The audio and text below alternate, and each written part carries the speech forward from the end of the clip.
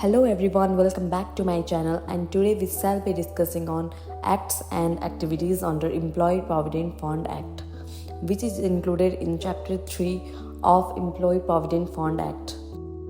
So we shall cover all the subsection of chapter 3 today in this session.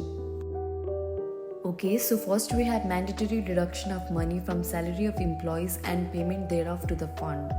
So what happens is every organization first of all add certain amount to the salary of an employee as provident fund, and then deduct certain amount monthly from the employee salary, which will be not less than 10% from the salary of the employee as a contribution to the fund. Such deduction or the amount to be added thereto shall be as per the rules of the organization. Further, if the employee gets suspended, then his or her amount shall not be deducted. Also, in case if the employee is on leave without pay, his or her fund shall not be deducted. Second point is fund deduction of employees of the institution. So the provident fund is deducted monthly from the monthly salary of the employee. Also, if government considers appropriate, it can as well publish notification in Nepal Gazette and order the institution to pay to the fund the amount.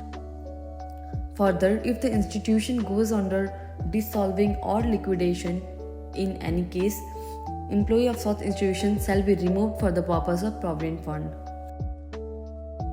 Person involving in self-employment may deposit the amount in the fund. For example, if doctor wants to deposit or contribute to the provident fund, he or she can as well contribute to the fund.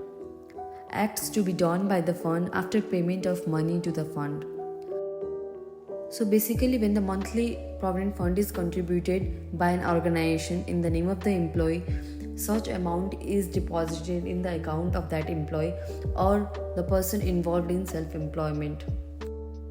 Now, after closure of every year, fund will provide endorsement letter and annual statement to every employee, which will include details of amount deducted, added, and the interest accrued. Fund shall also provide ID card which can be with or without the charges. Entitled to withdraw amount. Employees who contribute regularly for 5 years, they will be eligible to withdraw amount from fund which shall be not excess than 60% of total amount deposited in the fund. And once the employee have withdrawn the amount, they shall not be withdrawing amount for next 2 years. There must be 2 years gap for the second withdrawal. Next, reconciliation of amount. So if the employee has already taken advance before commencement of this section, in such case, the principal and interest due and payable by him or her taken as advance will be deducted from the fund deduction amount accumulated in his or her name, and in such way reconciliation shall be made. Amount withdrawn from the fund may be returned.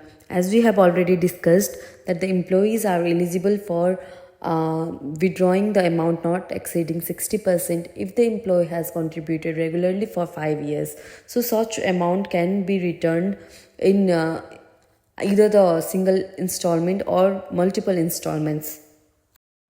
Interest and profits to be provided.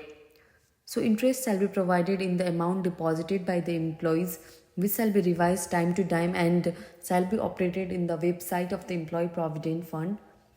Even resigned employees shall receive the interest until and unless the amount in their account is withdrawn. Fund deduction to be refunded. So in what cases the fund deduction shall be refunded by the Employee Provident Fund?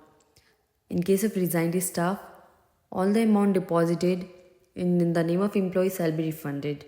In case of death, such amount shall be received by the nominees. If the resigned staff does not show up for receiving the refund amount, the fund shall publish the notice after 2 years, 9 months of the resignation date. Also, if the resigned staff does not show up for refund even for 6 years, the amount will be transferred to non-interest bearing account separately. To give notice to the fund about the condition of employee. So the organization should inform the fund in case of new appointment. Also, in case of retirement, Organization should provide information to the fund 6 months prior to the date of retirement, mentioning the date of retirement. Transfer of capital. So, as we all know, before the formal commencement of Employee Provident Fund, there were Civil Provident Fund, Military Provident Fund.